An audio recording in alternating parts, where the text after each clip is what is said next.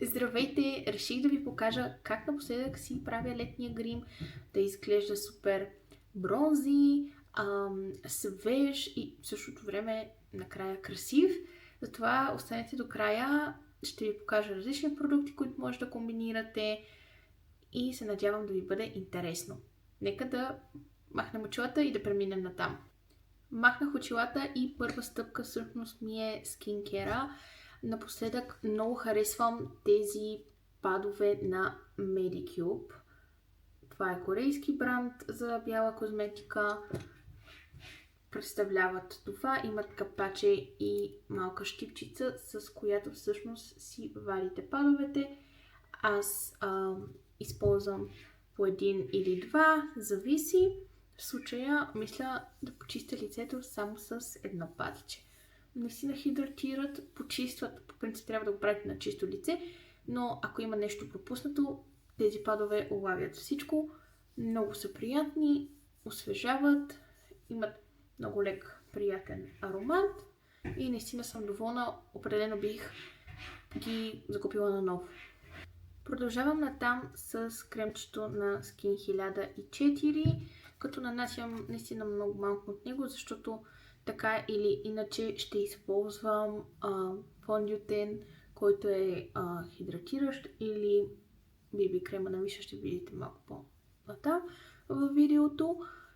И затова гледам да не прекалявам с кремчето, защото все пак е лято, топло е и не искам гримът ми да мърда заради кремчето, което си слагам. Това е доста леко, много приятно и попива бързо. Следваща стъпка ми под очите да нанеса от този Jelly Grip Stick Primer за под очите. Много е лек и чак много освежаващ. Аз съм се чудила дали да не го сложа в хладилник. Мисля, че ще има още по-готин охлаждащ ефект. И наистина спомага коректора ми след това да си седи на мястото. Много е добро. Препоръчвам го и е доста бюджетно.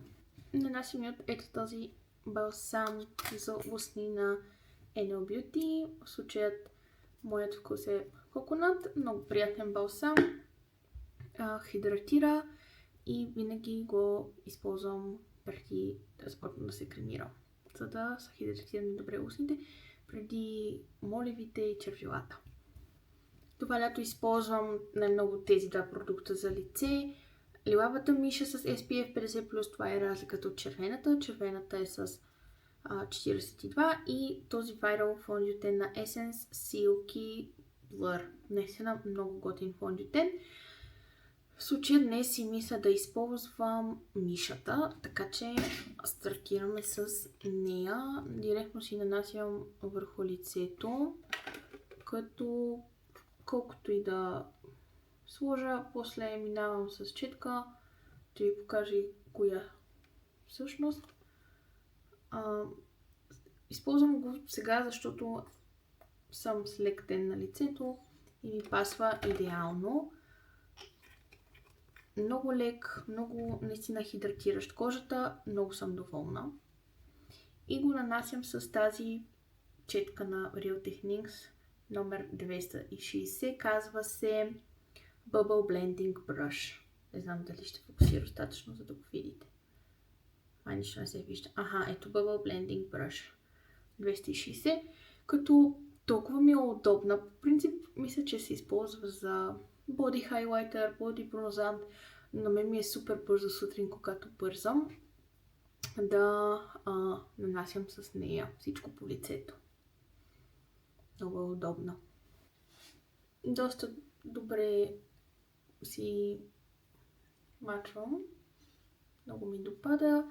Наистина лека текстура, доста нежно и глоуи. А това ни е много важно за тази грим визия. Точно това искаме.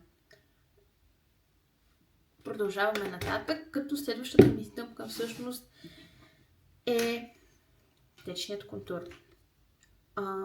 Отново напоследък се спирам на два продукта. Този на L'Oreal Contour Maniac Stick, който имам от доста време, и този на MD Beauty. Падал ми се от Bell Box. В случая мисля да ще използвам него. Сега ще ви покажа и цвета. Но изглежда тъмен за мен, но всъщност не е. Ето нанасям да видите. Мисля, че е наистина доста добър. Гледам надолу, защото огледалото ми е тук, за което се извинявам. Като някой път слагам и на носа, в случая ще го направя. И след това започвам да блендвам, като блендвам с най-новата ми любима четка. Няма да очуда никой. Real Techniques. За контурирането точно номер 458. Просто много добре ми обхваща скулата. Блендирам много лесно всичко. Просто е чудесно. Малко на ниско си сложих бронзанта от едната страна. Но какво е едно видео без премеждия? Ще го фикснем после с коректор или с още миша. Така че всичко да бъде окей. Като цяло разнасям с потупващи и леко приплъскващи движения. Искам да разнеса максимално към косата. Ето тук сега ще мина ето така с кабуки бръша. Тоест не е кабуки, бъбъл бръша. За да се опитам да фиксна този имаш тук един харш лайн, който ме дразнеше. И продължавам да блендвам челото. И сега идва носа, като взимам ето така четката в ръка и започвам леко да блендирам. Изнасям малко към окото, да минавам целия клепач. Тук долу под носа. За да създам илюзията, че носа ми е по-повдигнат. И до момента сме бронзирани и преминаваме към следващата стъпка. Печен руж. Дойде време да ви покажа ето това бижу на Looms. Това е марката на Лили Дрогерия за декоративна козметика. Имитация са на тези на Шарлет Тилбъри. Изключително много ми харесва. Цветът е брутален и супер лесно се блендва. Взимам една ето такава чечица и започвам да блендирам. Като аз обичам винаги да си покачвам тук на високо. Получавала съм коментари в TikTok. Защо толкова на високо си качвам ружа? Ами така ми харесва. Смятам, че така издължавам лицето. Аз съм с сравнително така кръгло лице.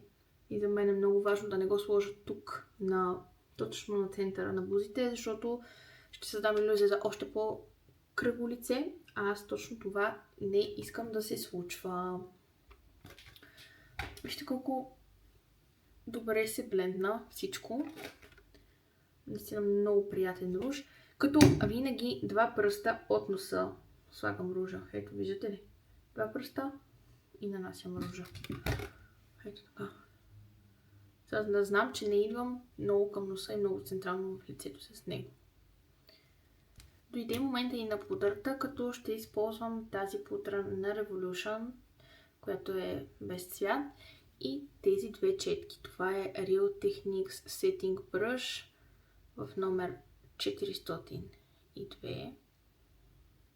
И тази е на EcoTools, много стара, няма номер, даже правилно да се е изтрил, но я ползвам за цялото лице. Като сега взимам от пудрата и сипвам върху ръката си. По принцип не харесвам опаковката и точно поради тази причина, защото за мен това е загуба на време. За всеки случай минавам отново клепачите си с четка, за да няма крисване. И сетвам с пудрата клепачите. Това е зоната, в която най-много ми се насъбира от продукти, защото ми се омазняват. И с потупващи под окото. След това отново минавам, да съм сигурна, че окото ми е сетнато и отгоре, и отдолу. Няколко пъти даже повтарям. Просто защото е лято, топло е, почия се. Нормални човешки неща. И за да седи всичко мирно, практикувам това. Сега отново ще се наподря, ще слязам тук надолу по носа, с гъвката, брадичката, около устните и тук на челото. И след това най-накрая ще минем с голямата четка. Така че продължавам, слагам още малко пудра. По някой път го правя с пувче, по някой път само с четката. Зависи кое хвана. Но с четката ми е една идея по-прецизно. Минавам и на носа отгоре. По-прецизно, защото мога тук наистина около носа, като най-много слагам. И ще ви кажа защо. Заради очилата. Тук слагам в тази зона най-много, за да ми седат очилата, без да ми размърдат отдолу грима. Ето сега ще сложим и на върличката. Тук също слагам много, защото тя навика да се подпирам това и искам да знам, че всичко е седнато.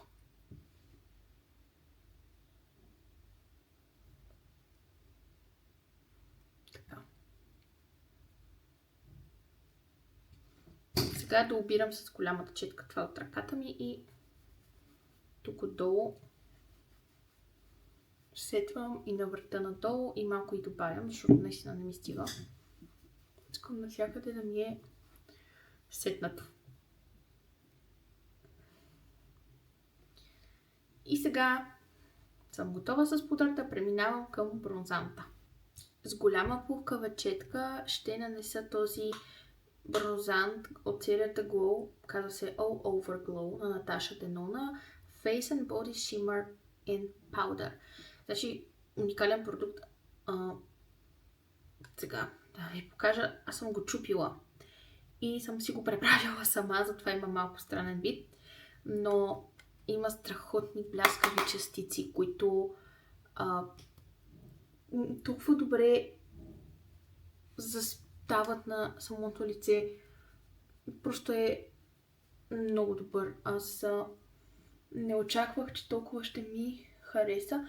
Имам го от доста време всъщност и все не се прибягвах към него. Беше ме страх, че отново ще го щупя, но последните седмици съм го преоткрила и въобще не съжалявам. So, we're bronzed. Даже нанасям повече да има. Тук много хубаво гледам в косата да влезе продукт, за да не изглеждаме странно. Светлината ми е малко кофти, защото тук имам естествена светлина, имам и лампа, но исках максимално да е светло, защото просто течката ми е леко тъмна, за да виждате добре. Надявам се, че всичко ще бъде окей и ще виждате всичко. Сега минавам и малко на носа, от двете страни и отново минавам клепачите. Съвсем леко, просто каквото им останало по четката, за да сме бронзи навсякъде. Мисля, че е супер. Наистина препоръчвам този бронзант на Наташа Денона. Надявам всъщност да го имат още, обаче е брутален. Наистина много красив. Много красив. С две ръце го казвам. Сега, за да възвърна малко руменината на бузите, ще използвам това рушче отново на Essence от една колаборация беше с Mickey Mouse преди време. Той е много интересен, баунси блъш, малко такъв прасковен. Отново има частици в него. Не знам дали ще видите. И слагам от него.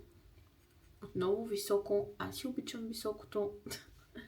И слагам да има.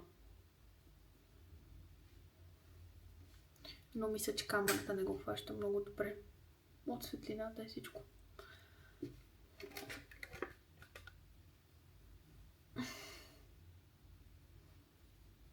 За да имате този бронзи лук, според мен трябва да заложите не на розовите ружове, а на точно прасковени, коралови, защото с топлината на бронзанта те стават едно цяло Аз лично предпочитам розовия руж, когато е по-студено. Когато съм по-бяла и наистина светлия розов руж създава такова едно усещане, че от студа сте толкова порозовяли бузите. Но да, определено за лятото смятам, че тези по-топлите нюанси руж са най-подходящи. Мисля, че съм готова с основата. Само ето тук още малко ще сложа пудричка и се връщам и продължаваме натам с веждите. Срезах си веждите с това Brow Duo на Real Techniques номер 353. Много е удобно. Аз като цяло явно съм си фен на Real Techniques. Наистина четките им ги имам вече от години. Не са мръднали. Прани. Не са мръднали. Наистина са с добро качество. Цените им са напълно приемливи. Препоръчвам. Особено тази ми любимата за ружа. Не знам, не я казах ли ви кой номер беше. 400. Така. Започвам с вещите, като напоследък съм си възвърнала към един стар продукт, който имам, но така и не ползвах. Това е NL Beauty Double Trouble моливът в цвят Medium. Не знам дали не ги преформулираха в момента, може и да се лъжа. Long Lasting Vegan Eyebrow Pencil. Хич не е лош, доста е мекичък. Има си изполи от другата страна, в случая аз използвах четката. Малко ще го подостря, може би, защото... Не, хайде, така, нека да го използваме. Отново гледам в огледалото, извинете. Значи аз, когато си правя веждите, винаги първо се сресвам, за да махна фондютейн пудра, каквото има по тях. И започвам ето така да си правя... Чакайте да ви зумна още малко. Започвам да подчертавам. Надявам се да се вижда. Отдолу, лекичко. Отгоре да си направя чупката. Като цяло аз имам, благословена съм, бих казала, с доста късти вещи, но тук там имам някоя дупчица, която трябва да бъде запълнено. Например, тук арката трябва да си оформя. И продължавам, изнасям сега напред.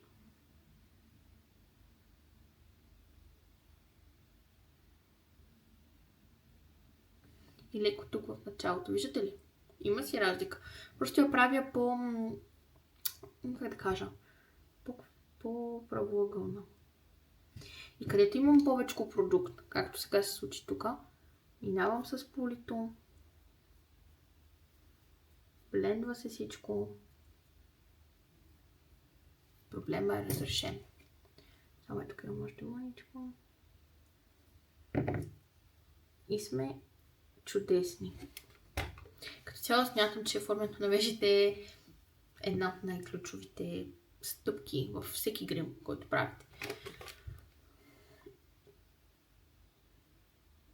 Този молив наистина е доста... Сега ако са го преформулирали, не знам, но е доста мек този, който аз имам. Не е лош, не е лош. NL Beauty имат наистина приятни продукти. Не съм изпробвала всичко. Бронзанта, например, не съм ружа. Но червилата съм изпробвала. Балсамите, пептидния балсам. Стиксинките. С стиксинките ми е малко трудно да работя. Не знам поради каква причина. Труднички са ми. Между другото, те биха били страхотно допълнение към този грим, сега се замислям. Но нямам да слагам сенки днес. И продължавам с този Brow Fix-It Gel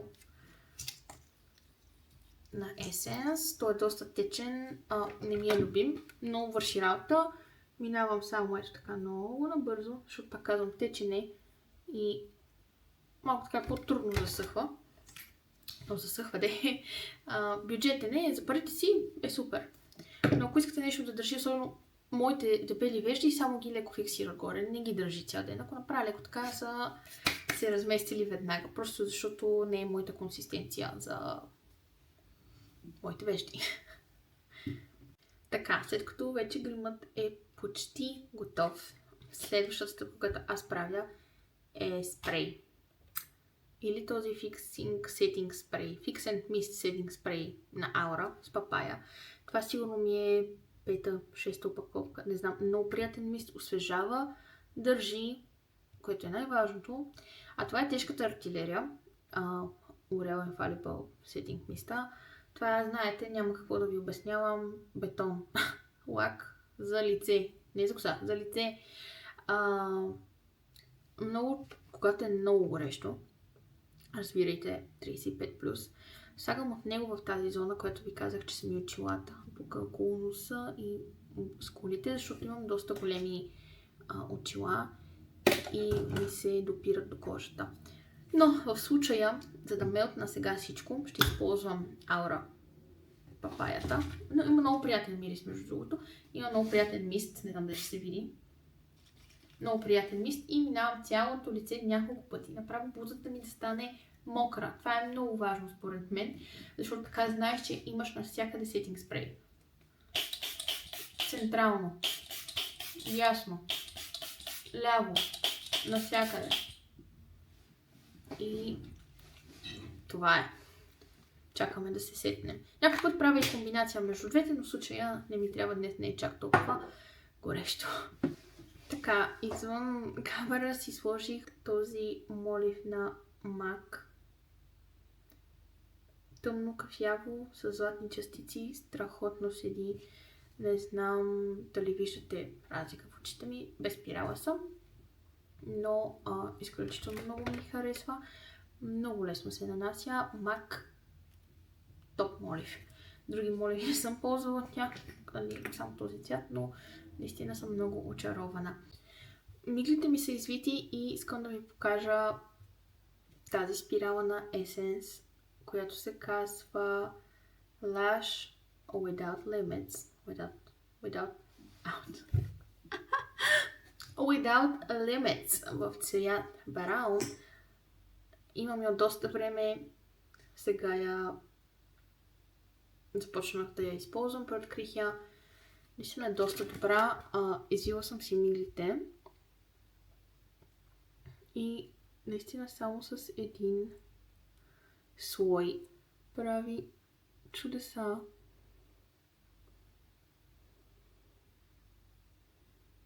Цветът е много приятен. Кафяв, леко топъл, но не много светъл, не много тъмен.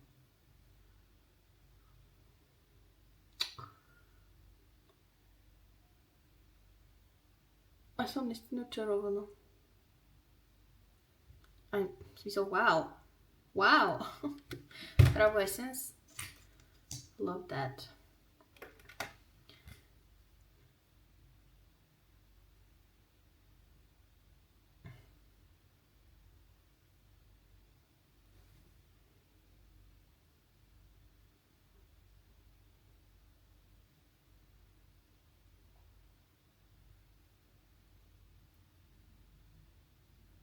Може би трябва да си взема тази спирала и в черния цвят, за да я пробвам. Като цяло през годините наистина съм изпробвала сигурно поне 50% от асортимента им. Те имат много спирали през годините. Наистина серията Lash Princess съм я използвала всичките видове спирала. Беше ми една от любимите преди да започна да купувам други, да ги тествам. Essence си беше the best. Вече сме на финала и меко казвам съм се развълнувала. Сега ще ви покажа любимо мое лип комбо. Започвам с новите моливи на Golden Rose Mood Defining Lip Liner. Това е цвят 05 Chestnut. Много хубав. Умерено студен, умерено топъл кафяв нюанс. И това червило на L'Oreal. Този нюд цвят 235. 235. Какво се казва? Нюд. Colorish серията. Нюд. Сега ще очертая устните.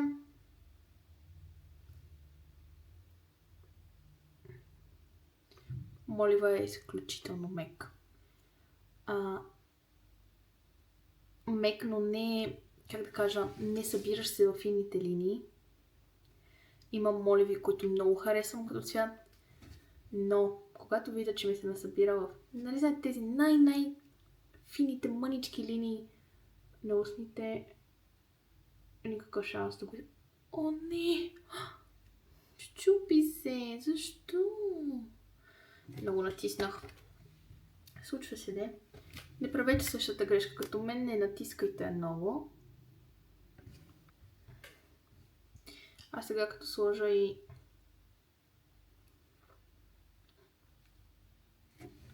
червилото, сега ще видите. Топ комбо. То е много кремообразно. Не е много наситен пигмент, но е много приятен, розов.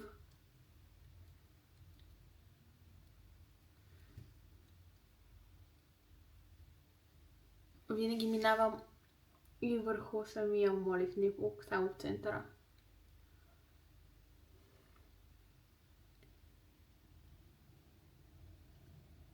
А винаги, ако имам нужда, мога отново да се върна да повторя с молива някъде. Но смятам, че топ се получи. Ами, изглеждаме доста готино. И за финал ще си пръсна този пептиден Face and Body Mist на Cocosолис. Казва се Aura. Изключително хубав продукт. Мирише уникално на Strawberry Cheesecake. Има много готин мист. И става да си пръскате косата, тялото, лицето, за всичко. Аз някакъв път си повърскам върху грима. Той е пълен с брокатени частици. Дали виждате. И трябва много добре да се шейкне. И просто освежава много приятно. И мирише много хубаво. Това е топ. Ами, момичета, това е завършената ми Green Vizia. Топла, прекрасна за лятото, с бюджетни продукти, с едно-две изключения, разбира се. Но мисля, че стана супер и се надявам и на вас да ви е харесало. Надявам се да ви инспирирам по някакъв начин и вие да пробвате подобна визия. И се надявам, че ви е било интересно да пробваме разни продукти заедно и просто да си говорим. Благодаря ви, че гледахте и че стигнахте до тук. Ще се радвам, ако се абонирате за канала ми, за да мога да го развия повече и повече. И до следващото видео!